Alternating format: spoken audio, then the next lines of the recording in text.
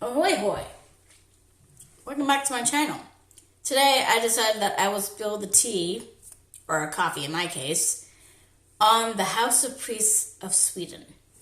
Now if you're new to my channel, I mentioned in my previous video on my channel called Crybaby Bridge that in the month of October I will be covering a lot of spooky stories and stuff and doing Halloween related things as well. Because I consider October to be Halloween month and spooky month and stuff, so I'm really trying to take advantage of trying to gather as many spooky stories as I can, or covering haunted locations to share with you all. And also, if you would like to give me suggestions of what videos to do, please don't hesitate to tell me. If I don't do it this year, I'll always do it next year, because there's probably a lot to cover. So, with that said, before I go on to Sweden's most haunted house, I figure I will give a shout out to an online streaming game called Plasmaphobia. My friend Angelica recommended this to me. It's a 4-player online co-op psychological horror that you can stream. In fact, Pewdiepie covered it recently. So you can watch this video, and I will provide a link in the description box for you guys to look at. And no, they're not sponsoring me. In fact, no one is sponsoring me in this video. So I want to put that out right now, that I'm not talking about all this because I'm sponsored. I'm just doing it because I'm curious in the supernatural, paranormal, spooky stuff to a point. I won't personally play Plasmaphobia because the ghosts in it look like demons. And I have an issue with demons. Like, The Exorcist terrifies the hell out of me, as well as any other demonic possession kind of thing. So I thought I would mention that first. So now we will go on to the bread and butter of this video. So first, let me cover the vicarage, or the House of Priests. Now, the other building wasn't known to me, and for some strange reason, Ghost Hunters International never covered it, because that's how I first learned about the House of Priests, was through watching an episode of Ghost Hunters International. I will provide the link to that episode in the description box as well, so you guys can watch it. The whole episode doesn't cover House of Priests, it just covers half of it, but it's in the first half. The other half is in Varberg. Anyway, so first of all, the vicarage and the hostel are both in the village of Borgvattnet. And the village is in northern Sweden. It's in, I know I'm going to mess this one up, Jutland province. It's spelled J-A with 2 dots on top of it, M-T-L-A-N-D. And to any Swedes watching my video, I apologize in advance if I fuck up any word or anyone's name. I apologize. Despite me living here since 2006, the way I say Swedish is shit sometimes. But then again, considering I'm not the best in English either, are we surprised? Well, I'm not. But anyway, moving on. So the vicarage was built in 1876, and obviously it was used as a house of priests. The interesting tidbit is that paranormal activity has been recorded here since 1927, and it was first recorded in a letter written by chaplain Niels Hedlund, who lived in the house at the time. So, non-paranormal wise, you can rent a room or rent the whole thing out. And they also provide a summer cafe and guided tours and, like I said, overnight stays if you're brave enough to do that. And like I said, I'll provide a link to everything that I'm talking about in the description box. So, going into the non-paranormal stuff now, the bread and butter of it all. So, while there was, while the first documentation occurred in 1927, the vicarage was haunted, It wasn't until 1947 where it made the headlines because priests were testifying about strange phenomena in the house, and Bishop Bullen acknowledged plans for a scientific investigation of the old vicarage. So, the first events prior to 1947, like I said, in 1927, Niels Hedlund saw his laundry torn from the clothesline. And they do say that Niels was the son of the priest's wife, Marta, who died in the house in 1908.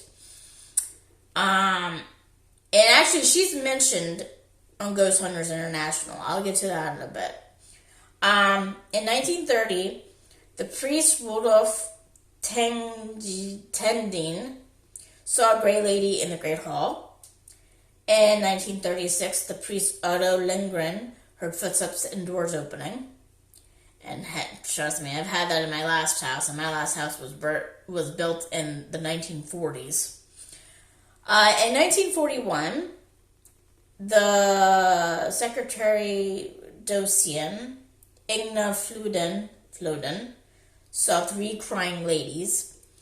And if I remember the story correctly, this was in the middle of the night, and she saw 3 women sitting on the couch. She was in the couch, I think, in the living room, and she saw 3 women sitting across from her, and she turned the lights, and when she turned on the lights, they were still there, but they were blurry. But I'll get to that story in a bit.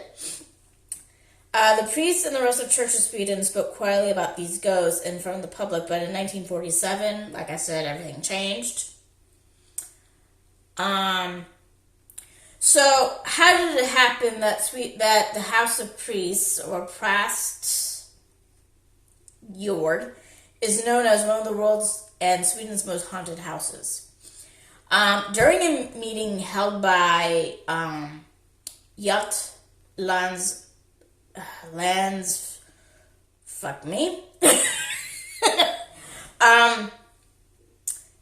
basically during a meeting of some sort, let's just say that. And again, the information will be on the link that I provide, because it does come straight from the site of the vicarage as well as the hostel. So, during a meeting basically on December 1st of 1947, a journalist from Lenstingingen heard that it was a haunting in the rectory.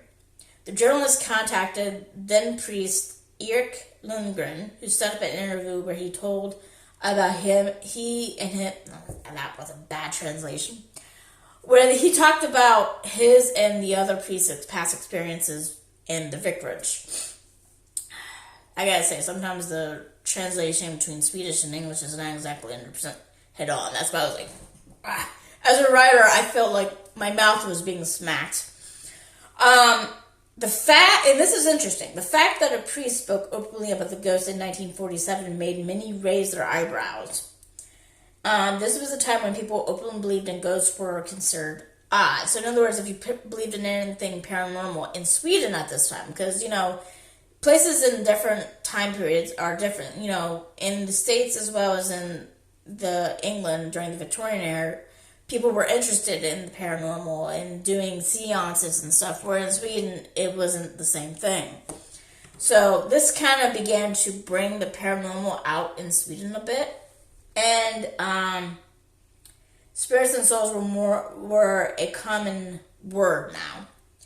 During the interview, Eric mentioned that the church had plans for an investigation of the house. When Bishop Bullen later confirmed that he intended to order a scientific investigation of Prästgården after several years of hunting, Spook Prästgården immediately became known to the public as one of Sweden's most haunted houses. So here, I'm about to read an excerpt from Österlands-Posten, so this is from a newspaper, on the 4th of December 1947. Of course, this is translated in English, by the way. During the day, Commissioner Lindgren has been extremely chased by reporters from Stockholm who have come up in person, but above all called to the mild degree that Commissioner Lindgren finally saw himself forced to block his phone for incoming calls. Could you do that in 1947? There were calls all the way from Copenhagen, which shows how much interest there is in events of this kind. Well, yeah. Aftonbladet, which is a big newspaper here in Sweden, and Stockholm's Tidningen, which I guess is a big newspaper here. I don't live in Stockholm, but anyway, published a large reports where Lundgren testified about footsteps, candles that were turned off and on by themselves. Damn. I've heard of candles going out on their own, but I never heard of them going off and on before, like their lights. That's a strange one for me. But anyway, moving on. And invisible figures that collided with him. Oh God, we run into a ghost. Okay. As a newcomer and alone in the house, Eric heard noises from upstairs. Among other things, something that sounded like heavy objects. And by the way, I'm reading this from the site about the House of Priests as well as the hostel that I'm going to get into in a bit. Eric heard noises from upstairs. Yeah, I can identify with that feeling since that happened to me in my last house. And I will also have a video at the end of my paranormal experiences in Sweden.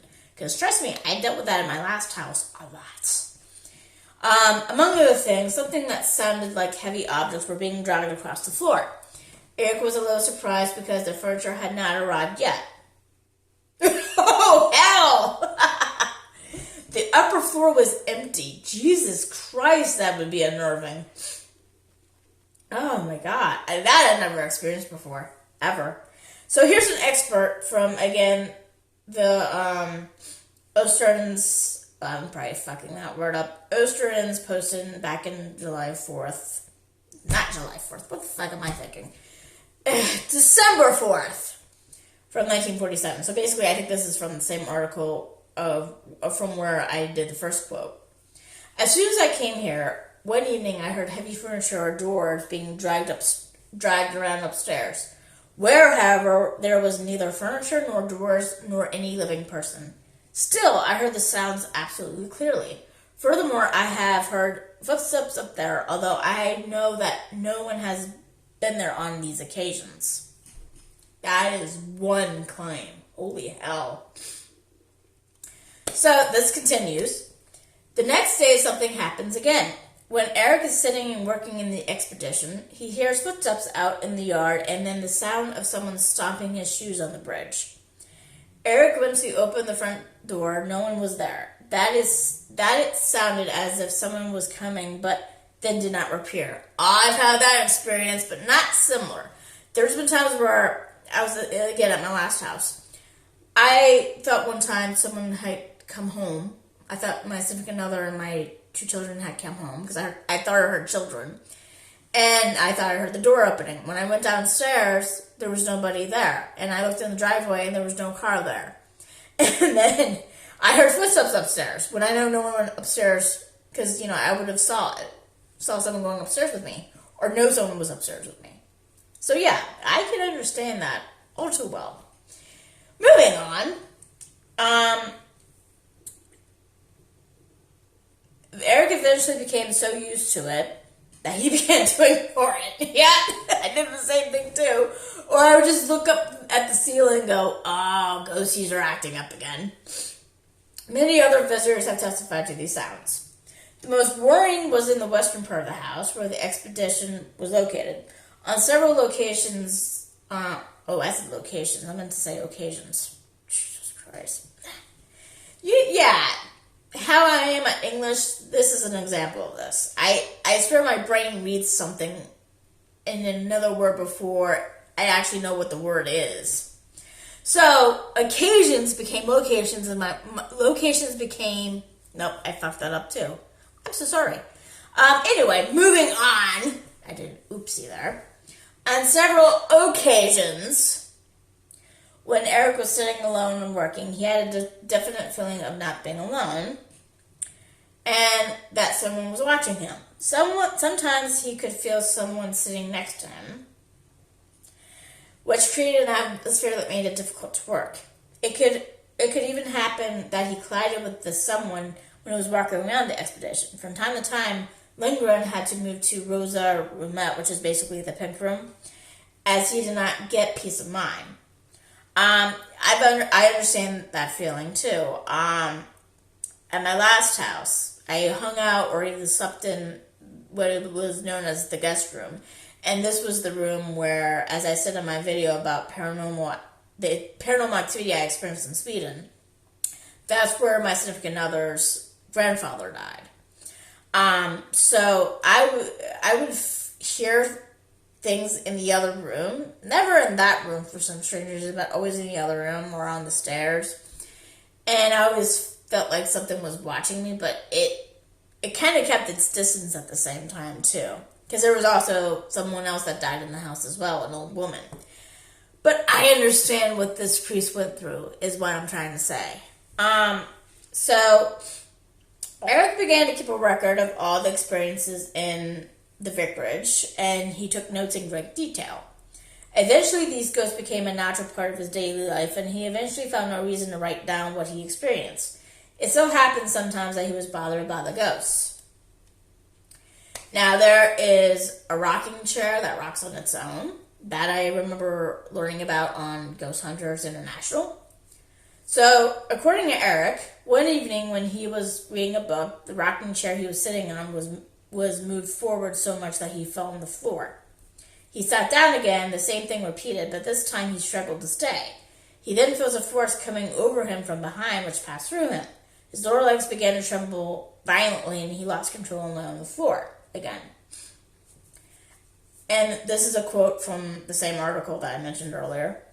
At first I thought I had unknowingly swung too far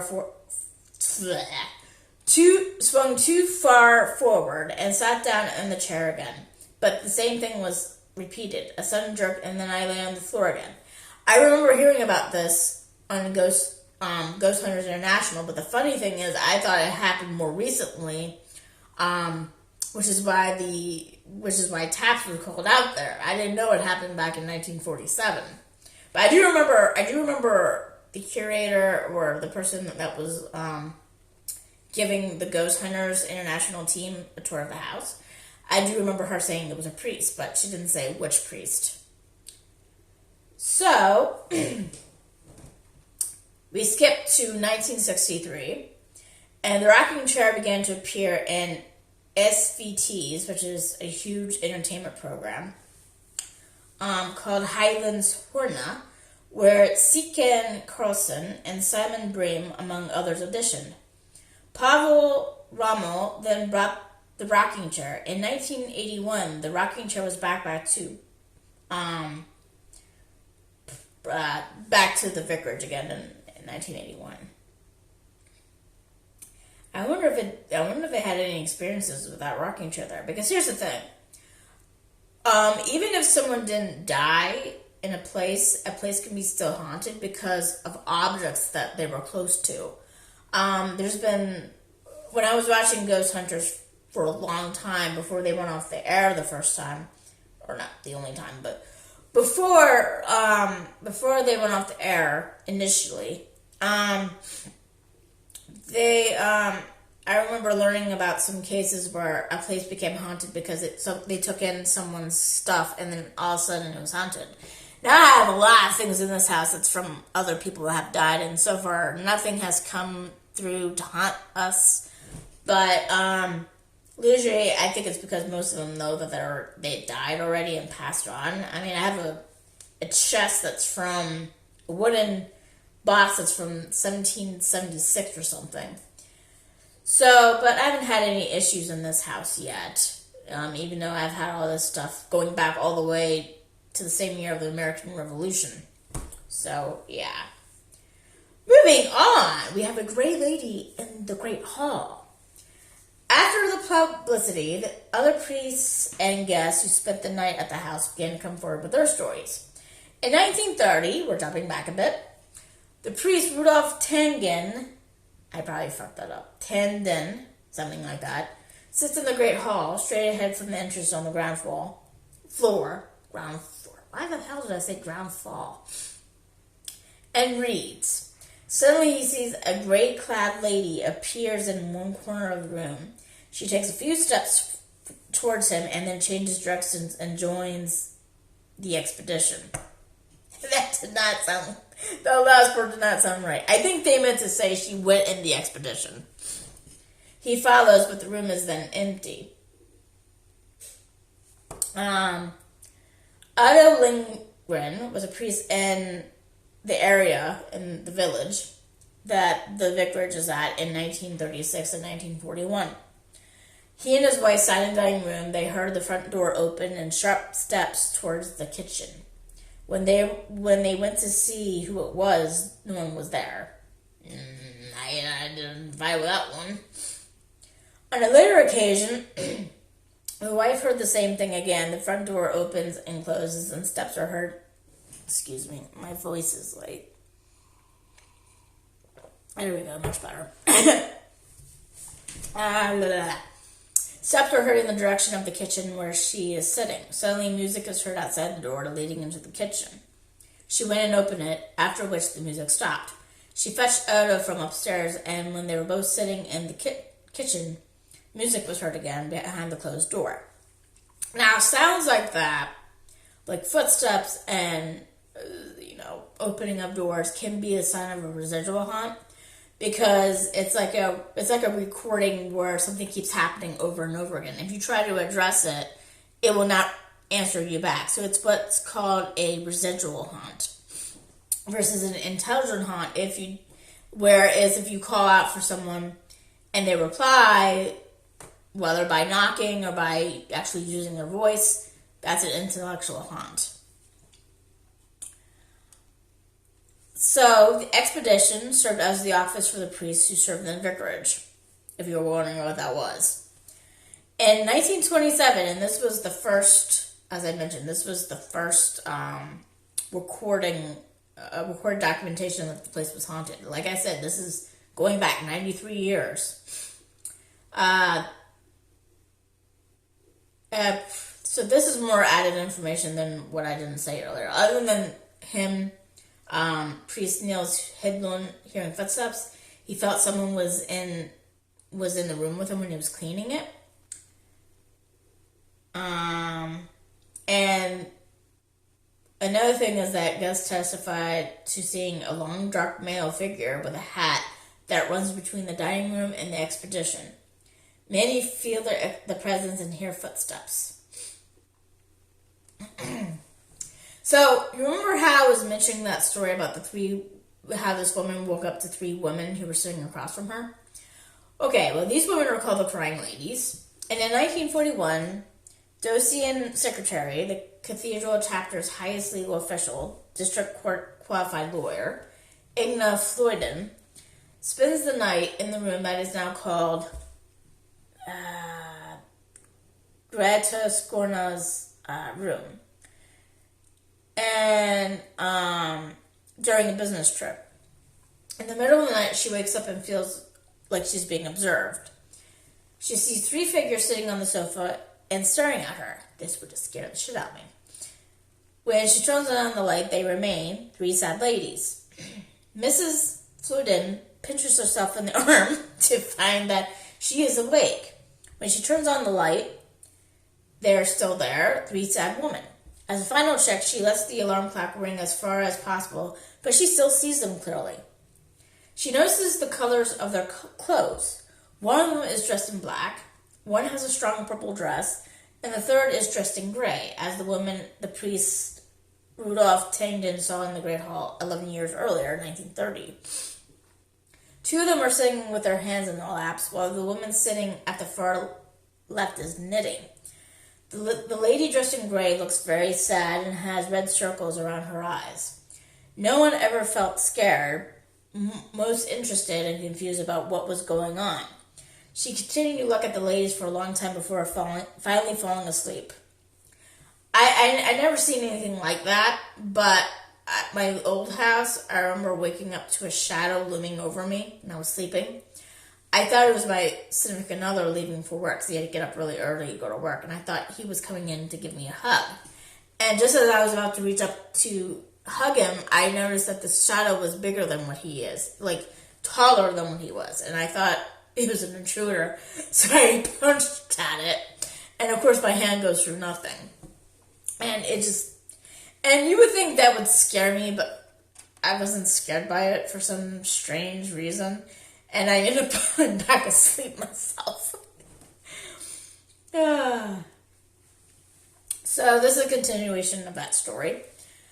The next day she went down and talked to then priest Berl Tunstrom. During their conversation, she mentioned that the room she slept in was very nicely decorated. Bertel then replied that he wanted to move the expedition there, but was opposed by other priests when it was alleged that there was a ghost in the room. Agnes Flodin was now really confused, but she never mentioned the night's events to the priests. And this is in, what I'm about to mention is in Flodin's letter. Much later during the conversation with Pastor Gunea, fuck me. That's not the last name. That's not the last name. But Gunea Lufwinmark, I hope I said that right. In other words, to this pastor, she says, she talks to him about her experience and that she knew about the ghosts in Borgvattnet Prästgård long before all the publicity. She then wrote a letter and testified about her experiences. The room came to be called the Crier's Room. Yeah, I figured it was about crying, but I couldn't figure out the rest of that word other than cry and room. So that's nice to know. So in the Yellow Room, and you guys remember me mentioning a bit about how there was a son of a woman that died in the house? I'm getting to her now. So in the Yellow Room, and on April 11, 1908, the priestess Martha, 34 years old, died in the Yellow Room and due to childbirth. And I do remember this being mentioned on Ghost Hunters International. In fact, she screamed so loud at the time that this happened. The grief was obviously great for the young beloved wife. The husband and the priest pair were left with 8 children and aged 14 to a newborn. As the ground was still too hard, here in Sweden during the winter, the ground gets really hard to dig. So people would have to be kind of creative to preserve the bodies enough where they don't decompose too much and smell out the place because it was just too hard to bury them in the ground. And there's not a lot of, vaults that people can put their loved ones in either. So they tend to preserve them as much as they can. And all. But anyway. So as the ground was still too hard from, being cold, the body, and by the way, you may think, well, I thought it would be kind of warm in Sweden in April. Not in northern Sweden. It's still cold as shit up there at that time. But anyway, the body could not be buried, but was therefore stored in the house. Maybe a little too long, simply could not separate from his beloved. The couple's second son, Niels, also became a priest and was the first to document an unexplained phenomenon in the house. In other words, the priest that started doing the first documentation of the house was actually her son. Guests have testified about shadows and shapes been drawn on their clothes and seen contours of someone sitting on the beds.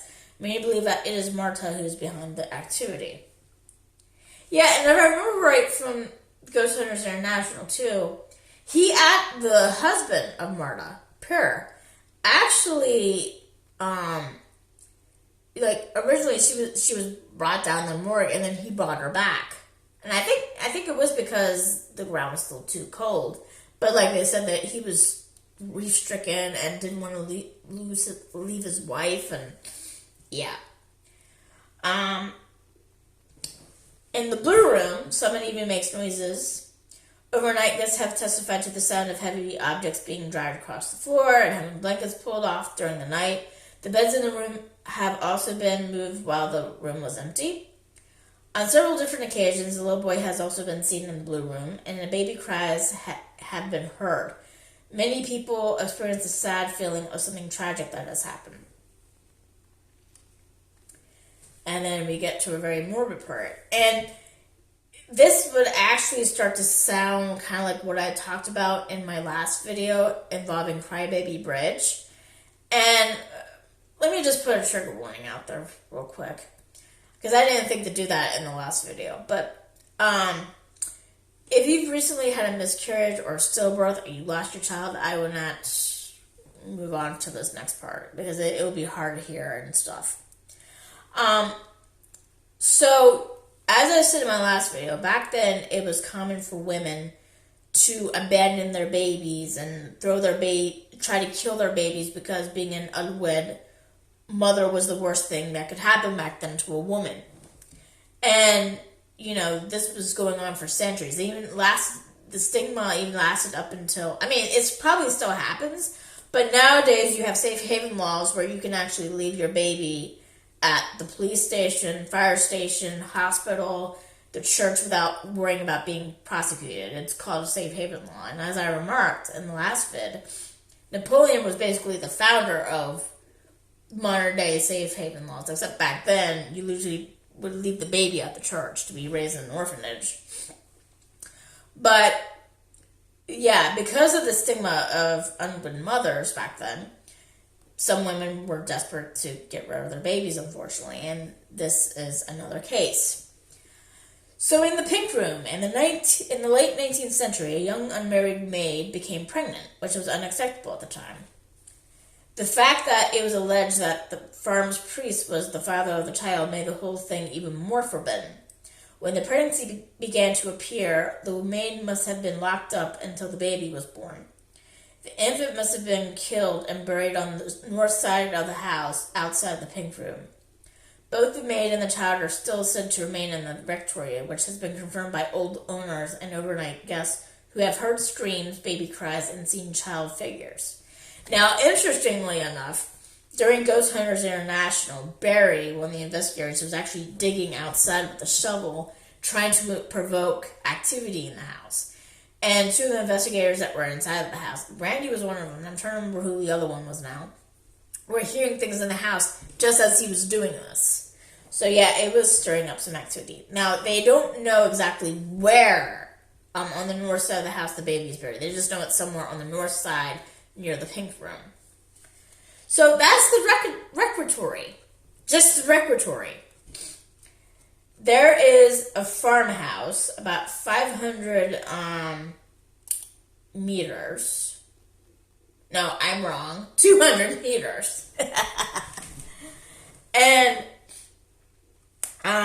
it's above the cemetery. And it's considered to be more haunted than the vicarage, even though it's not famous for being haunted like the vicarage is. It's called the Vandrarhem, which previously functioned as a home for the Almquist family and their children. After that, Carl Palm and his wife Martha moved there with their son Sven Olaf, and recently the farm has therefore been called Carl Palm's. In the house, and it is a hostel right now, guests have heard the sound of heavy footsteps and seen shadows, especially in the hall, upstairs, and on the stairs. From the kitchen, guests have heard slammers and mumbles. I can understand the mumble part. I don't know what they mean by slammers. I guess doors slamming. As if a party is sitting and taking over a coffee. Oh my god, the translation. So I guess people think there's a party up there. It's that noisy. Door handles have also moved. At least two people have, independently of each other, testified to the same thing. How they woke up in the middle of the night when a large male figure came into the kitchen and glared at them angrily as they lay on the sofa in the living room downstairs. A Russian YouTuber has told how he saw a man in the room when he entered the yard by mistake. He was on the way to Priestess but drove the wrong way. Made a wrong turn, basically. And it doesn't mention the Russian YouTuber. So if you're that Russian YouTuber, mention it so I can credit you and put your vid up there if you have a vid of your experience there. And according to Nicholas Lepkesson of Laxton Goes Sweden, which is like a paranormal group here in Sweden, sure, there is activity in both Priestess and Vandrarhem, but it feels like more negative energy in Vandrarhem, which, yeah. So the hostel has more negative energy in it than the House of Priest does. So you can also spend time in the hostel as well. So I think that's all there is today to mention it. I'm trying to see if I haven't covered anything else. Oh yeah, and the Ghost Hunters International episode took place in 2009. So it was like 11 years ago. Let's see. I'm just trying to remember if I haven't covered anything yet. I think I covered everything. All right. Well, that's it for today. Like I said, if you have any ideas of anything haunted in your country, don't hesitate to give me the suggestion. I'll look it up, and then I'll make a video of it. And if I get a lot, I'll try to fit in as much as I can. I mean, I fit in 2 today, including I mentioned about that streaming online ghost hunting game as well, which I also will put in the link. Or in the description box, I should say. So have any of you guys ever been to the House of Priests? Would you want to go there? Would you want to go to the hostel they have? Have you ever been to the hostel that's mentioned? If you like this video, I will be absolutely happy. If you subscribe to me, I'll also be absolutely happy. And I'll see you guys later. Bye-bye. Hey, doll.